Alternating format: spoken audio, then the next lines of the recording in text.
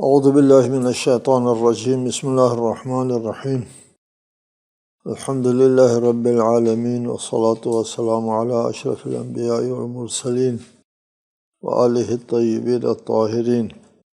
ہم آیے فے کے ذیل میں گفتگو کر رہے تھے مما افاء اللہ علی رسولہ،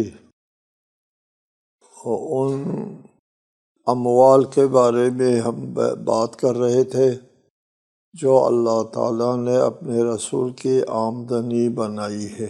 افاء، آمدنی بنائی اللہ نے اپنے رسول کی۔ ہم رسول کی آمدنی کی باتیں کر رہے ہیں۔ رسول اللہ کے لیے اللہ تعالیٰ نے جو آمدنی بنائی ہے اس میں کسی اختلاف کے لیے گنجائش تو نہیں تھی کہ رسول اللہ کی آمدنی بنائی ہے۔ افاء اللہ علی رسولہ، اللہ نے اپنے رسول کی آمدنی بنائی ہے، رسول کی آمدنی ہے، اس میں کیا اختلاف ہو سکتا ہے؟ اختلاف کے لیے کوئی گنجائش نہیں تھی۔ لیکن یہاں پر ایک مسئلہ پیش آیا، وہ مسئلہ پیش آیا بعد رسول صلی اللہ علیہ وآلہ وسلم، مثال مآب کے بعد جو صورتحال جو ہے وہ پیش آئی، وہ ہمارے لیے قابل بحث ہے اور مشکل بنا دیا مسئلے کو۔ مثلا ایک رائے یہ قائم ہو گئی کہ جو مال رسول اللہ کی خاص آمدنی ہے وہ رسول اللہ کے بعد رسول اللہ کی جگہ جو خلیفہ بیٹھا ہے اس کا ہو جائے گا۔ امام شافعی سے رائے منقول ہے کہ رسول اللہ صلی اللہ علیہ وآلہ وسلم کی ذات خاص کے لیے جو حصہ تھا وہ آپ کے بعد آپ کے خلیفہ کے لیے ہے، کیونکہ آپ اس کے مستحق اپنے منصب امامت کی بنا پر تھے، نہ کہ منصب رسالت کی بنا پر۔ قرآن کہتے ہیں علی رسولہ، یہ کہتے ہیں کہ نہیں، منصب پر نہیں تھا، مگر فقہائے شافعیہ کی اکثریت کا قول اس معاملے میں وہی ہے جو جمہور کا قول ہے کہ یہ حصہ اب مسلمانوں کے دینی اجتماعی مصالح کے لیے کسی شخص خاص کے لیے نہیں ہے۔ بہرحال اس قسم کے مسائل پیش آ گئے، بہت سارے مسائل ہو گئے۔ رسول اللہ کی وفات کے بعد اس مال کے بارے میں ہم زیادہ بحث میں نہیں جاتے، چونکہ ہمارا طریقۂ بحث یہ نہیں ہے کہ ہم اختلافی مسائل میں زیادہ الجھے، ہم زیادہ الجھتے نہیں ہیں، ہم علمی حوالے سے باتیں کرتے ہیں، آیت کی حدود میں رہ کر بات کرتے ہیں، اور آیت کی حدود میں رہ کر بات کرنے کی صورت میں ہم پھر رسول اللہ کے بعد جو حالات پیش آئے ان میں نہیں الجھتے۔ یہاں پہ یہ ایک مسئلہ ہے، ایک نکتہ ہے، قرآن مجید نے کیا فرمایا کہ یہ تقسیم ہو جائے گا مساکین میں، اس میں ان کے مصارف کا ذکر کیا، مصارف کا ذکر کرنے کے بعد فرمایا کہ لا یکون دولة بین الاغنیاء منکم، تاکہ یہ مال غنیمت جو ہے وہ مالدار لوگوں کے درمیان میں گردش نہ کرے۔ کسی بھی معاشرے میں عدالت کا دار و مدار تقسیم دولت کے عادلانہ اصول پر ہے۔ کہ اسلام میں تقسیم دولت کے دو اصولوں پر قائم ہے۔ تقسیم دولت جی، ایک محنت اور دوسرا ضرورت، یہ دو اصول ہے، محنت اور ضرورت۔ محنت کرنے والوں کو محنت کا صلہ ملتا ہے، اور دوسرا ایک ہے طبقہ ہے جو محنت نہیں کر سکتا، وہ کیا کرے؟ ضرورت ہے، ایک اصول ضرورت۔ محنت اور ضرورت کی بنیاد پر دولت، اسلامی دولت، بیت المال اور مسلمانوں کا مال جو ہے وہ محنت اور ضرورت کی بنیاد پر تقسیم، یہ ایک اصول ہے اسلامی۔ اس تقسیم دولت میں پہلے سب سے زیادہ اہمیت جو ہے وہ محنت کو حاصل ہے، چونکہ محنت ہی مالکیت کے لیے بنیاد ہے، اور اس کے بعد احتیاج اور ضرورت بنیاد ہے، دو بنیاد۔ ہر معاشرے میں لوگ تین گروہوں میں تقسیم ہوتے ہیں۔ پہلا گروہ اپنی مہارت اور ذہانت کی بنیاد پر اپنی ضروریات سے زیادہ کماتا ہے۔ دوسرا گروہ اپنی ضرورت کے مطابق یا اس سے کم کماتا ہے۔ تیسرا گروہ کمانے کے قابل نہیں ہوتا۔ جی، تقسیم دولت میں پہلا گروہ جو مہارت کی بنیاد پر اپنی ضرورت سے زیادہ کماتا مالدار ہے۔ تقسیم دولت میں پہلا گروہ اپنے محنت و مہارت کی بنیاد پر دولت اور مال کا مالک بنتا ہے، اور تیسرا گروہ حاجت مند اور ضرورت کی بنیاد پر مالک بن سکتا ہے۔ پہلا گروہ مہارت کی بنیاد پر مالک بنتا ہے، تیسرا گروہ ضرورت کی بنیاد پر مالک بنتا ہے۔ یہ مہارت اور ضرورت، یہ ان دونوں کا مقابلہ ہے۔ جی، پہلا گروہ جو اپنی ضرورت سے زیادہ مال کما سکتا ہے، تیسرا گروہ جو اپنی ضرورت کا بھی نہیں کما سکتا۔ آیہ شریفہ میں تقسیم دولت میں احتیاج اور ضرورت کو بنیاد بنانے کی ضرورت پر زور دیتے کہ لا یکون دولتا بین الاغنیاء، کہ اگر تقسیم دولت میں احتیاج کو بنیاد نہ بنایا جائے تو نتیجہ یہ ہوگا کہ ملکی دولت امیر لوگوں کے ہاتھوں میں گردش کرے گی۔ جی، امیر لوگ محتاج نہیں ہے نا، محتاج نہیں ہے تو ان کو بیت المال سے کچھ نہیں ملے گا۔ جی، چونکہ احتیاج کی بنیاد پر مال ملنا تھا۔ چنانچہ اسلامی معاشرے میں رسالت مآب کے معاشرے میں، رسالت مآب کی زندگی میں تقسیم دولت میں مساوی تھا، مساویانہ تقسیم، ترجیح اور طبقاتی معاشرہ نہیں تھا، عادلانہ معاشرہ تھا۔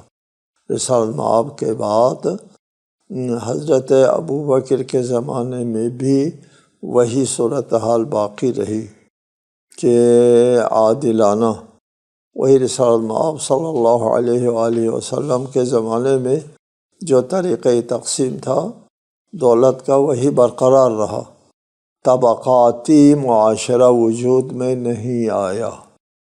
خلیفہ اول کے زمانے میں بھی طبقات نہیں تھا، اسلامی معاشرے میں سب یکساں تھے، یہی ضرورت کے بنیاد پر مالک بنتے تھے، ضرورت سے ہٹ کے کسی اور چیز کو بنیاد نہیں بنایا جاتا تھا۔ جی، حضرت ابوبکر کے بعد ضرورت کے علاوہ اور چیزیں جو ہے وہ بنیاد بن گئی، اور تقسیم دولت میں پھر تفریق آ گئی اور طبقاتی نظام وجود میں آ گیا۔ اس طبقاتی نظام کے وجود میں آنے کے بعد صورتحال جو ہے وہ دگرگون ہو گئی۔ کچھ لوگ بہت تھوڑے عرصے میں بہت عرصے با اثر اصحاب ترکے ملنے والے سونے کو کلہاڑیوں سے کاٹ کر تقسیم کیا گیا۔ سونے کلہاڑیوں سے، جی اتنا ڈھلا سے سونے کا ترکے میں چھوڑ گئے بعض اصحاب، یہ صورتحال ہو گئی۔ ایک نظریہ ہے، ایک بات کسی نے کہی ہے،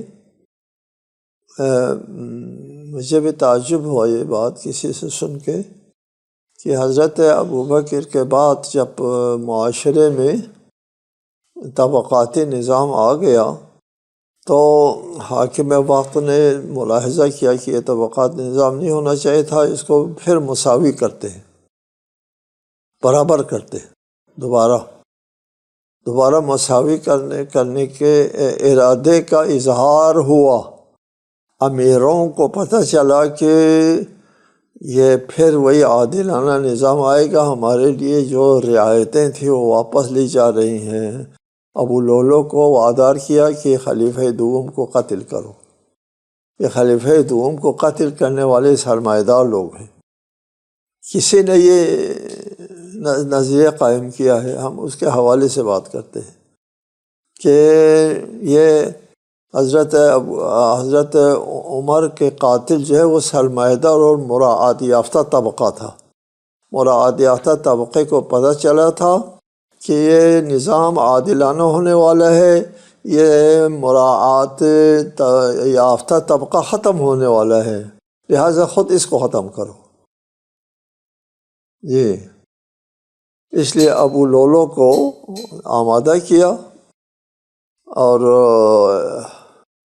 خلیفہ دوم کے قتل کے اوپر، یہ کسی کا نظریہ ہے، ہم نقل قول کرتے ہیں، اپنا موقف نہیں اس کے سلسلے میں بیان نہیں کر سکتے ہم کہ یہ موقف صحیح ہے، درست ہے، نہیں ہے۔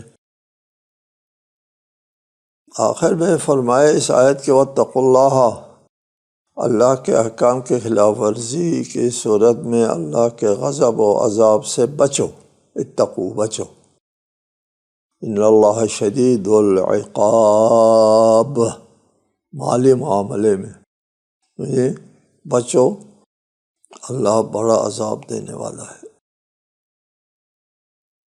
ہم یہاں بالمناسبہ جاگیر فتق کا بھی ذکر کرتے ہیں، چونکہ وہ اس آیت کے ذیل میں جاگیر فتق بھی آتا ہے۔ یہ بھی ایک موضوع بحث ہے، قابل توجہ موضوع ہے۔ اس میں ہم کسی کے اوپر طعن و تشنیع کے بغیر کسی پر طعن و تشنیع نہیں کرتے، واقعات حالات بیان کر کے گزر جاتے ہیں۔ یہ طعن و تشنیع صحیح نہیں ہے، حالات بیان کرنے کو طعن سمجھنا بھی صحیح نہیں ہے۔ دو زاویوں کے ساتھ جو ہے ہم کو نگاہ میں رکھ کر کے بات کرنا ہوتا ہے۔ فتق ایک بستی کا نام ہے جو مدینہ سے 2 یا 3 دن کے فاصلے پر واقع ہے۔ سن 7 ہجری تک اس بستی میں یہودی سکونت رکھتے تھے۔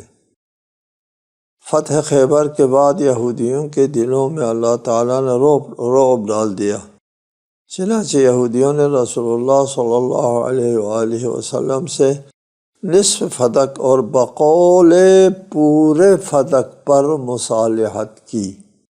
فتق چونکہ بلا قتال رسول اللہ کے قبضے میں آیا تھا، اس میں کسی کو یہ اختلاف نہیں نا، فتق بلا قتال رسول اللہ کے قبضے میں آیا تھا۔ مصالحت کر کے یہودیوں نے صلح کی بنیاد کے پر رسول اللہ کو دیا تھا، اس میں بھی اختلاف نہیں ہے۔ فتق چونکہ بلا قتال رسول اللہ کے قبضے میں آیا تھا، قرآنی صراحت کے مطابق یہ رسول اللہ کی خصوصی ملکیت تھی۔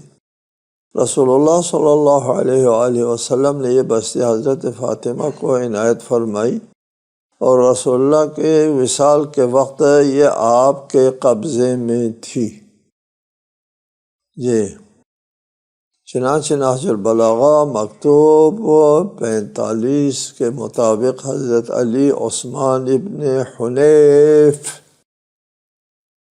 کے نام اپنے ایک خط میں تحریر فرماتے ہیں۔ عثمان ابن حنیف اپنا نمائندہ تھا، اس میں مولا فرماتے ہیں بلا کانت فی ایدینا فدک من کل ما اضلته السماء فشحت علیہا نفوس قوم وسخت عنہا نفوس آخرین۔ اپنی فصاحت و بلاغت ارشاد فرماتے ہیں بے شک آسمان کے سائے تلے لے دے کر ایک فتق ہمارے ہاتھوں میں تھا۔ آپ کو بتایا پہلے 7 جاگیر 7 گاؤں میں 7 علاقوں میں رسول اللہ کی جاگیر موجود تھی، 7 علاقوں میں۔ جی اس میں تفصیل ہے، وہ بنی نذیر کے جو جائیداد ہے اس میں 5-6 باغات تھے، 5-6 باغات صرف بنی نذیر یہود کا متروکہ جائیداد جو ہے، وہ بغیر لڑائی کے وہ چھوڑ کر چلے گئے۔ وہ ایک 5-6 ان میں سب میں سے مولا فرماتے ہیں ایک فتق ہمارے ہاتھ میں رہ گیا تھا، لے دے کر ایک فتق ہمارے ہاتھوں میں تھا، اس پر بھی کچھ لوگوں کے منہ سے رال ٹپکی، اور یہ مفتی جعفر صاحب کا ترجمہ ہے، اور دوسرے فریق نے اس کے جانے کی پرواہ نہ کی۔ جی لیکن رسول اللہ کے وصال کے بعد صاحب صواعق محرقہ تصریح کہتے ہیں کہ حضرت عمر نے فتق واپس لے لیا۔ ایک روایت میں ہے کہ حضرت عمر نے اپنے دور خلافت میں واپس کیا تھا، لیکن جب حضرت عثمان خلیفہ ہوئے تو انہوں نے راندہ رسول مروان ابن حکم کی جاگیری میں دے دیا۔ یہ ایک واقعہ ہے، ہم بیان کرتے ہیں، واقعہ بیان کرتے ہیں، اس پر حاشیہ واشیہ نہیں لگاتے کہ فتق جو ہے وہ حضرت عثمان کے زمانے میں حکومت کے پاس تھے نا فتق، حضرت عثمان کے زمانے میں فتق جو ہے وہ مروان کو دے دیا، مروان ابن حکم۔ مروان کون ہے؟ مروان کو رسالہ المآب صلی اللہ علیہ وآلہ وسلم اور اپنے زمانے میں رسالہ المآب نے شہر بدر کیا تھا، مدینے سے ان کو نکال باہر کر دیا تھا، اس لیے راندہ رسول کہتے ہیں، راندہ رسول باہر کیا تھا۔ حضرت ابوبکر نے نہیں بلایا اس کو واپس، حضرت عمر نے بھی نہیں بلایا واپس، رسالہ المآب کے حکم کی خلاف ورزی نہیں کی، آپ نے ان کو نکالا تھا مدینے سے، خلیفہ اول نے بھی نکال رکھا، خلیفہ دوم نے بھی نکال کے رکھا، خلیفہ سوم کا رشتہ دار بنتا تھا، خلیفہ سوم نے واپس بلایا اور فتق بھی اس کے جاگیر میں دے دیا۔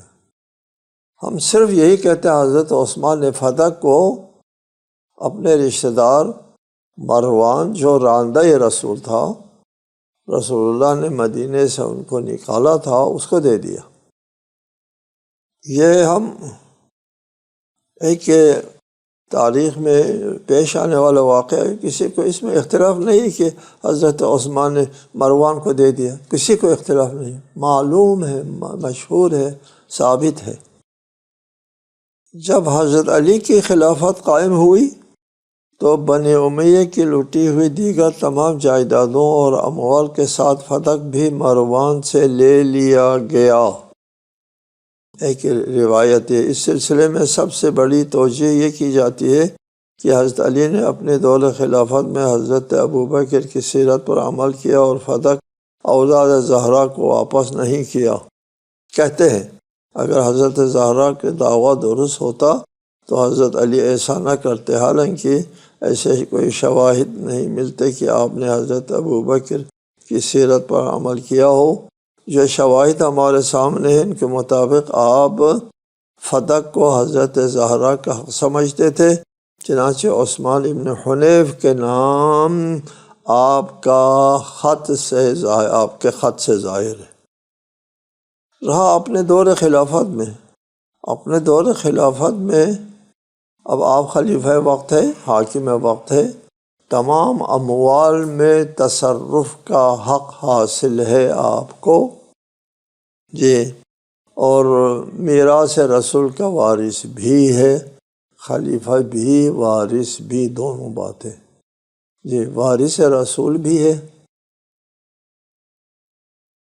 اور یہ فدق جاگیر جو ہے وہ اگر اموال رسول میں سے ہے تو بھی علی وارث ہے، یہ اموال دولت حکومت کا مال ہے تو بھی علی وارث ہے، ہر صورت میں علی وارث ہے، اپنی دور حکومت میں، باقی دنوں کی بات نہیں کرتا جی۔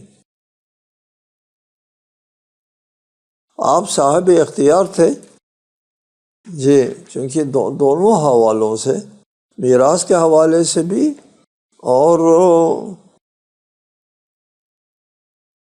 حکمراں ہونے کے حوالے سے بھی۔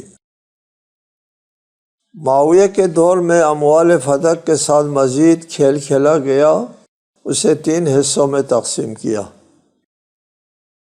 ایک حصہ مروان ابن حکم، ایک حصہ عمر ابن عثمان اور ایک حصہ اپنے بیٹے یزید کو دیا۔ یہ فدق میراث رسول یزید تک کو مل گیا جی۔ اب ہم اس پر کوئی تبصرہ نہیں کرتے جی۔ جو مما افاء اللہ علی رسولہ، اولاد رسول کو نہیں، یزید کو مل گیا۔ جب مروان کی اپنی حکومت قائم ہوئی، مروان کو فدق جاگیر میں مل گیا تھا نا، اب بعد میں خود حاکم ہو گئے، خلیفہ بن گئے۔ جب مروان کی اپنی حکومت قائم ہوئی تو پورے پر اسی کا دوبارہ قبضہ ہو گیا، ظاہر ہے وہ خوب خلیفہ وقت ہو گیا، حاکم ہو گیا۔ جب عمر ابن عبدالعزیز بن مروان کی حکومت قائم ہوئی، جب مروان کا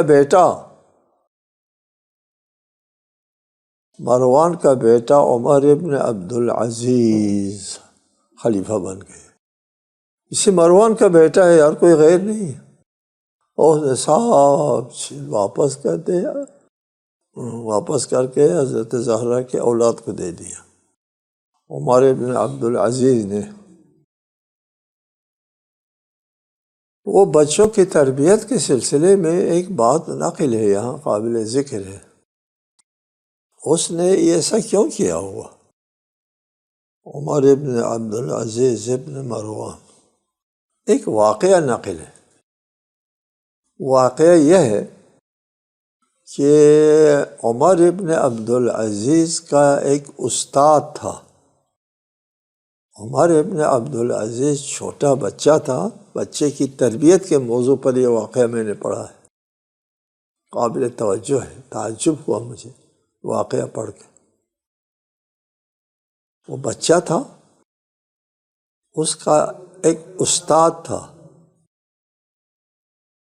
اس استاد کے سامنے